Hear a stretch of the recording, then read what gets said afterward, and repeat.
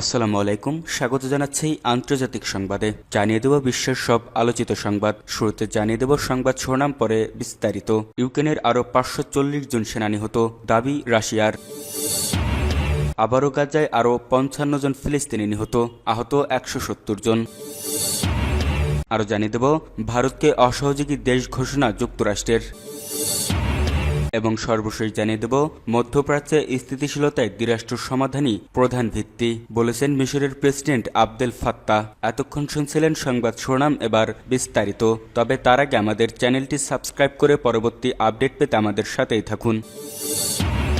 ইউক্রেনে আরও 540 জন সেনা নিহত, দাবি রাশিয়ার। রাশিয়ার প্রতিরক্ষা মন্ত্রণালয় জানিয়েছে তাদের সেনাবাহিনী গত 24 ঘন্টায় একাধিক অঞ্চলে ইউক্রেনীয় বাহিনীকে বড় ধরনের ক্ষতির সম্মুখীন করেছে। রাশিয়ার প্রতিরক্ষা মন্ত্রণালয়ের দাবি অনুযায়ী রাশিয়ার জাপাদ বাহিনী খার্কিভ অঞ্চল এবং লুহানস্ক পিপলস রিপাবলিকে ইউক্রেনীয় সেনাদের উপর উল্লেখযোগ্য আঘাত এনেছে। এতে ইউক্রেনের প্রায় 540 জন সৈন্য নিহত হয়েছেন। রুশ মন্ত্রণালয় আরও জানিয়েছে জাপাদ বাহিনীর ইউনিটগুলো তাদের কৌশলগত অবস্থান উন্নত করেছে।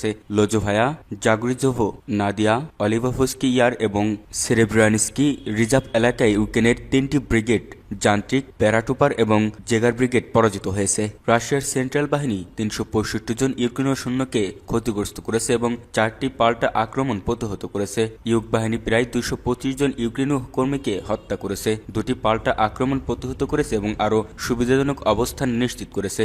ভস্তক বাহিনী প্রায় 150 জন ইউক্রেনীয় সৈন্যকে ক্ষতিগ্রস্ত করেছে এবং তাদের অগ্রগতি বজায় রেখে একটি ইউক্রেনীয় পাল্টা আক্রমণ প্রতিহত করেছে। এসব ঘটনা ইউক্রেন রাশিয়া যুদ্ধের আরও কয়েকটি উত্তেজনাপূর্ব পর্ব, যা উভয় পক্ষেরই বড় ক্ষয়ক্ষতির সাক্ষী হয়ে দাঁড়িয়েছে। সূত্র আল মায়াদিন।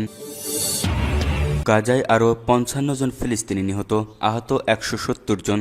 অবরুদ্ধ গাজা উপত্যকায় বর্বর ইসরায়েলি বাহিনীর হামলায় গত 24 ঘন্টায় আরও 55 জন ফিলিস্তিনি শহীদ হয়েছেন এবং 170 জন আহত হয়েছেন। প্রকাশিত ফিলিস্তিনি স্বাস্থ্য মন্ত্রণালয়ের এক প্রতিবেদনে এ তথ্য জানানো হয়েছে।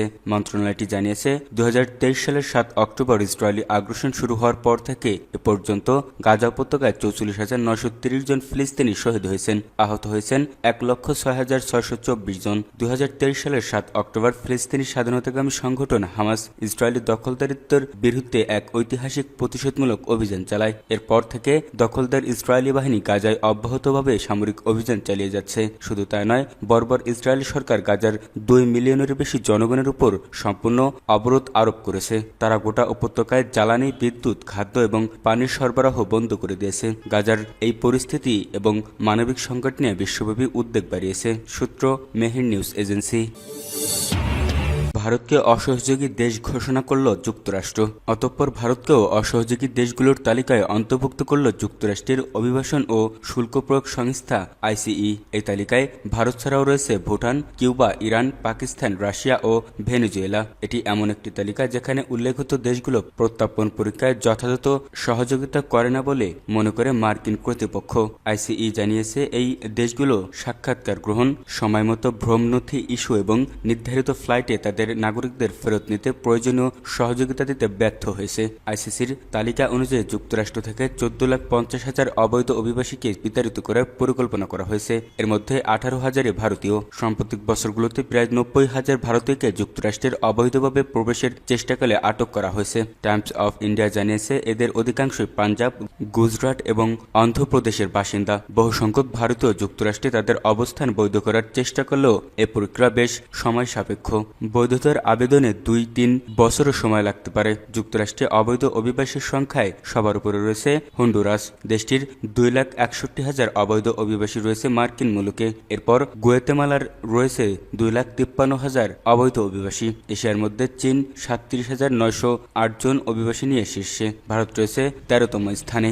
যুক্তরাষ্ট্রের নবনির্বাচিত প্রেসিডেন্ট ডোনাল্ড ট্রাম্প আগামী 1 মাসের মধ্যে দায়িত্ব নিতে যাচ্ছেন। ট্রাম্প তার নির্বাচনী প্রচারণায় অভিবাসন নীতি কঠোর করার অঙ্গীকার করেছিলেন। তিনি যুক্তরাষ্ট্রের ইতিহাসে বৃহত্তম প্রত্যার্পণ পরীক্ষা পরিচালনার পরিকল্পনা করেছেন। ফলে চূড়ান্ত আদেশপ্রাপ্ত হাজার হাজার ভারতীয় অভিবাসীকেও ফেরত পাঠানো হতে পারে।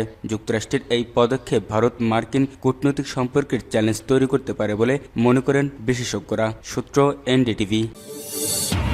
মিশরের প্রেসিডেন্ট এল-সিসি মধ্যপ্রাচ্যে স্থিতিশীলতায় দ্বিরাষ্ট্র সমাধানই প্রধান ভিত্তি। মিশরের প্রেসিডেন্ট আবদেল ফাত্তাহ এল-সিসি জোর দিয়ে বলেছেন, মধ্যপ্রাচ্যে শান্তি ও স্থিতিশীলতা অর্জনের জন্য দ্বিরাষ্ট্রভিত্তিক সমাধানই প্রধান ভিত্তি। একই সঙ্গে তিনি গাজায় মানবিক সহায়তা দ্রুত সরবরাহ করার জরুরি প্রয়োজনীয়তার উপর গুরুত্ব আরোপ করেছেন। বিশেষ করে শীত আসার আগে মার্কিন জাতীয় নিরাপত্তা উপদেষ্টা জেক সুলিভান এবং মধ্যপ্রাচ্য ও উত্তর আফ্রিকার জন্য মার্কিন জাতীয় নিরাপত্তা কাউন্সিলের সমন্বয়কারী ব্রেট ম্যাকগার্কের সঙ্গে এক আলোচনায় এল-সিসি এসব কথা বলেন। এতে আরও অংশ নেন মিশরের পররাষ্ট্র অভিবাসন ও প্রবাসী বিষয়ক মন্ত্রী বাদর আবদেল আতি, সাধারণ গোয়েন্দা প্রধান হাসান রাশদ এবং কায়রোতে নিযুক্ত মার্কিন রাষ্ট্রদূত হেরো মুস্তাফা গাব। মিশরের প্রেসিডেন্সিয়াল মুখপাত্র জানিয়েছেন, বৈঠকে আঞ্চলিক বিভিন্ন গুরুত্বপূর্ণ বিষয় নিয়ে আলোচনা করা হয়, যার মধ্যে রয়েছে গাজায় অস্ত্রবিরতির প্রচেষ্টা এবং বন্দি বিনিময়ের সুবিধার্থে পদক্ষেপ। এছাড়াও লেবাননে অস্ত্রবিরতি চুক্তির বাস্তবায়ন এবং রক্ষা করার বিষয়টি আলোচনায় অন্তর্ভুক্ত ছিল, যা আঞ্চলিক উত্তেজনা কমানোর জন্য একটি গুরুত্বপূর্ণ